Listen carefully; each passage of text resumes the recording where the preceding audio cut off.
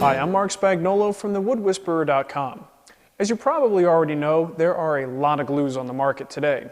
Now fortunately, good old PVA glue usually does the trick. But there are going to be times when a specialized glue is going to make our lives a lot easier and give us much better results. And one of my favorite specialized glues is urea resin. Because of its long open time, I like to use it for complex glue-ups. Now an added bonus is that unlike standard PVA glue, urea resin is gap-filling, and it'll help you lock down those joints that, well, they could be a little bit tighter, if you know what I mean. Now, another property that I really like is the fact that it provides a very rigid glue bond.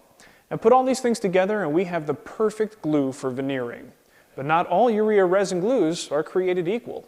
Now there are two types that I keep on hand at all times. The first is Unibond 800. This is a two-part mixture of a liquid resin and a powdered catalyst, and this is my primary veneering glue. The other brand that I like to use is DAP Weldwood. It comes as a powder and needs to be mixed with water. But that's exactly why I don't use this stuff on veneer.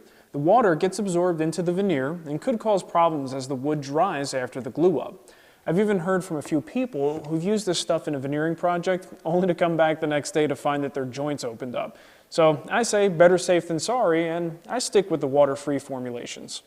Now there is a safety issue here with these glues that you need to be aware of. They contain formaldehyde, and that means that you do not want to breathe the dust from the catalyst or the dust from the sanding after the glue is dried. So please wear gloves, wear your eye protection, and a respirator at all times when you're working with this glue. One of the great things about a two-part glue like this is the fact that you can change the ratio to suit your needs. You can use anywhere from a 3-to-1 ratio of resin to catalyst for a quicker cure to a 6-to-1 ratio for a slower cure. I'm going to use a 3-to-1 mixture here. And when scooping the powder, try to avoid disturbing it too much, since we really don't want dust clouds of this stuff floating around the shop. Another neat thing about Unibond is that you can order the catalyst in different shades for lighter and darker woods. And if you can't get the exact color you want, you can always add a little aniline dye to the mixture for a custom color.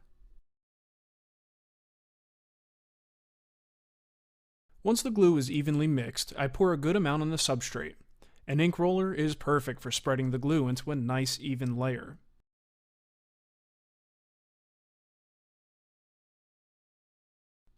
Now I do the same thing for the veneer itself.